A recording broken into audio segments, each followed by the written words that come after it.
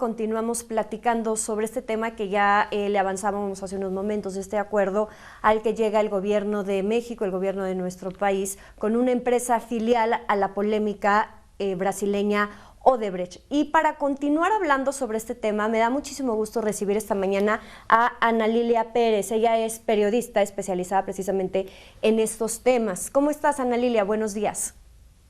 Buen día, bien, gracias. Saludos a toda la audiencia.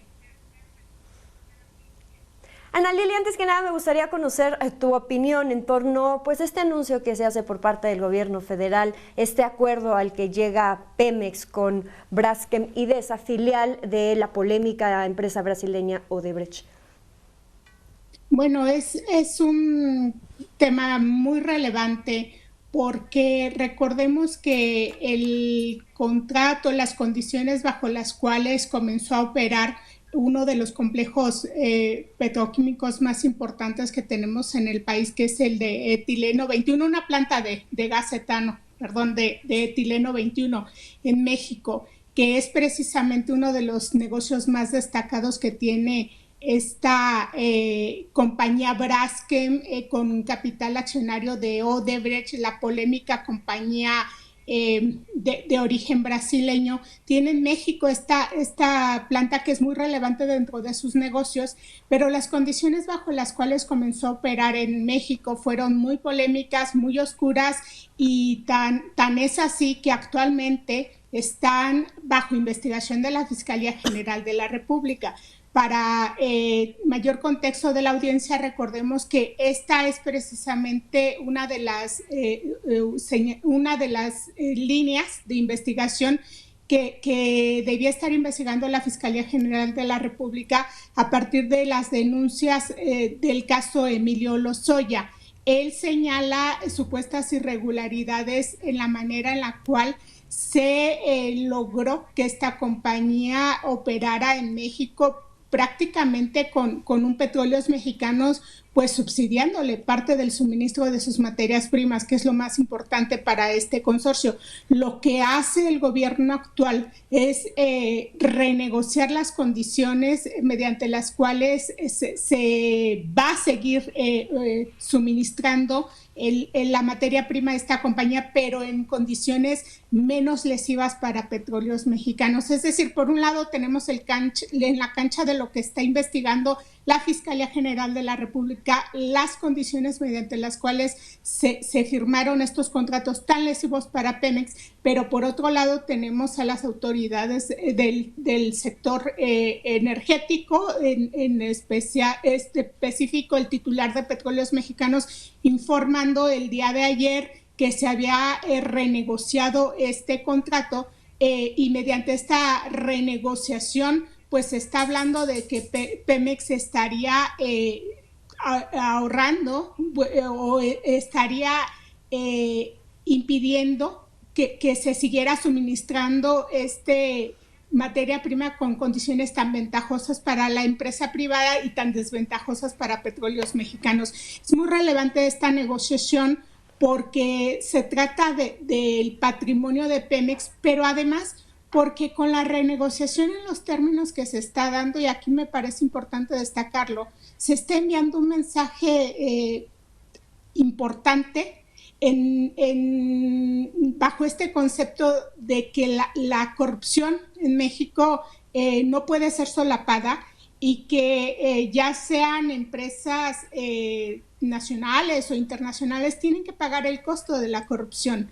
Porque también para referencia de la audiencia hay que comentar que, por ejemplo, en Estados Unidos, cuando una compañía se dice pues protagonista, autora de sobornos, enfrenta multas multimillonarias. En México nunca ha ocurrido así, a pesar de que varias de esos sobornos han tenido como epicentro precisamente territorio mexicano. Entonces, me parece que es importante en términos de los ahorros para Pemex y en términos del mensaje que se envía de que estas prácticas corruptas sí tengan consecuencias.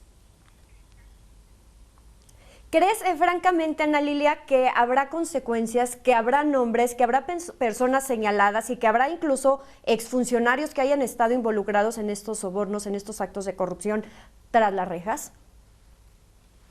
Mira, es importante que también consideremos que, por ejemplo, por este solo negocio que se operó a favor de este consorcio vinculado a capital accionario de Odebrecht y que fue una negociación que se estableció en 2010 durante la administración de Felipe Calderón y se fue fortaleciendo en los periodos siguientes. Por solo ese negocio, Pemex perdió, según los cálculos oficiales, más de 13,749 millones de pesos, debido precisamente a que Pemex estaba obligado mediante estos contratos a abastecer gas etano a precios preferenciales a esta planta del consorcio Braskem y DESA.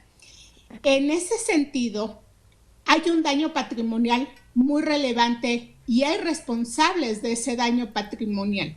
El que se llegue a fondo en esta indagatoria está en el terreno de la Fiscalía General de la República. Y aquí no perdamos de vista también que un contrato de esta naturaleza pasó por un consejo de administración de Petróleos Mexicanos y que ese consejo estaba integrado por secretarios de Estado de entonces. En ese sentido, la responsabilidad de este daño patrimonial alcanzaría a quienes desde el Consejo de Administración de Petróleos Mexicanos avalaron este tipo de contrato que causó un daño patrimonial a Petróleos Mexicanos. Desde mi punto de vista, se tendría que llegar hasta las últimas consecuencias en las investigaciones de este caso como de muchos otros casos vinculados a la corrupción en el sector energético en periodos anteriores que están en la cancha de la Fiscalía General de la República. Otro ejemplo es el tema de la planta de agronitrogenados, que también está en la Fiscalía General de la República, el caso que tenemos un vendedor que es el empresario Alonso Ancira, aún en prisión, pero en una serie de negociaciones que no sabemos hasta dónde va a alcanzar, si va a haber un resarcimiento del daño patrimonial para Petróleos Mexicanos como se ha prometido, pero está también el gran papel de la Fiscalía General de la República con las investigaciones de hasta dónde van a llegar esos casos. Y muchos de estos temas de negocios que se aprobaron dentro de Petróleos Mexicanos para favorecer a empresas privadas han tenido como responsables a altos funcionarios de gobiernos pasados. Por eso es importante el que la Fiscalía sí indague a fondo la responsabilidad de estos casos. Ana Lilia, hablan las autoridades, habla el director de Pemex sobre este ahorro de 13,749 millones de pesos al que se dará con este acuerdo, los beneficios en la disminución del suministro de barriles diarios, en el tema también incluso del transporte, del gasto de transporte, el precio de venta que estará haciendo referencia ya internacional, la vigencia de este contrato, como beneficios para Petróleos Mexicanos. ¿Qué gana Braskem o cómo es que se llega a este acuerdo entre la petrolera y entre la empresa filial de Odebrecht? Bueno, hay que tener muy claro que para los consorcios internacionales el operar en territorio mexicano ha sido muy, muy redituable. Yo te diría que dentro del sector energético, así en términos generales, muchos de los consorcios internacionales han tenido en México su principal ganancia para las operaciones. Ese es el caso de este consorcio internacional Braskem y DESA con sus operaciones en México. Durante las investigaciones periodísticas que yo hice de cómo operaba esta empresa en México, pude identificar documentos donde se comentaba que este era un negocio principalísimo para ese consorcio a nivel internacional. Es decir, se presentaba este complejo de etileno 21 como uno de los negocios más importantes que en todo el mundo tenía esta compañía. Entonces, para ellos, de alguna manera se tendría que llegar a una negociación, porque me parece que ningún consorcio va a dejar ir un negocio que le resulta tan favorable. Ahora, las negociaciones se hacen para disminuir un poco el trato tan preferente que tenía esta empresa y tan lesivo para Petróleos Mexicanos, pero la empresa va a seguir operando. Ya tú misma has descrito, se va a seguir suministrando materia prima, pero en otras condiciones. Se cambian por completo las condiciones, pero por otra parte, las compañías siempre hacen un cálculo de lo que les significa el continuar operando en los países. La compañía, al llegar a este acuerdo, también está enviando un mensaje, pues, que es un negocio importante para ellos, pero aquí yo sí destaco el mensaje que se envía cuando ya se señala, se cuantifica que este tipo de contratos tan lesivos para el erario, porque cuando es lesivo para empresas del Estado, es lesivo para el patrimonio de todo el país, tienen consecuencias, y esto es bien importante. Para la empresa finalmente va a ser un negocio, va a seguir siendo un negocio mantenerse en México, y lo va a hacer. Ahora, yo he escuchado algunos comentarios que han señalado que las inversiones que se ahuyentan con este tipo de prácticas. Yo considero que, por el contrario, hay que recordar que en el ámbito internacional hay lineamientos que los corporativos deben seguir de buenas prácticas. Hay documentos que les obligan, por ejemplo, a que las empresas no pueden actuar mediante actos oscuros, mediante actos de supuesta corrupción. Es decir, que deben tener buenas prácticas independientemente del país donde se ubiquen. Entonces, este tipo de nuevas obligaciones, el mensaje que envía al empresariado es que tienen que mejorar sus prácticas, que deben dejar atrás esos actos de corrupción con los cuales se operaba en México, que las condiciones mediante las cuales operen en el ámbito empresarial deben ser prácticas como hacen en otros países. Y este es un mensaje bien poderoso.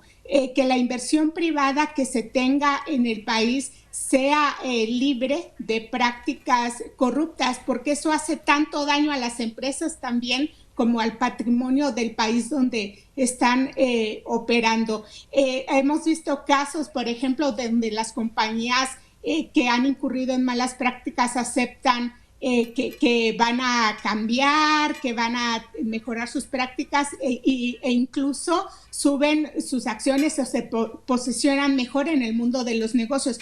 Te voy a comentar, por ejemplo, en el caso de esta empresa, de este consorcio Odebrecht, a partir de todo ese escándalo que se hizo cuando la empresa reconoce que ha dado sobornos por los distintos países del mundo donde ha operado, que incluso el consorcio tenía toda una gerencia que se llamaba la División de Operaciones Estructuradas, que era el área encargada de ir sobornando en los distintos países que hacía. Después de todo este escándalo, la compañía habló de nuevas prácticas que estaba haciendo, incluso de nuevos acuerdos a los cuales había llegado con los distintos gobiernos para mejorar sus prácticas de operación. En México no había ocurrido nada. Tampoco debemos perder de vista que mientras la mayoría de países a nivel internacional han procesado judicialmente con consecuencias muy importantes que ha incluido incluso el encarcelamiento de presidentes de esos países, en México el caso Odebrecht todavía está pendiente de procesarse.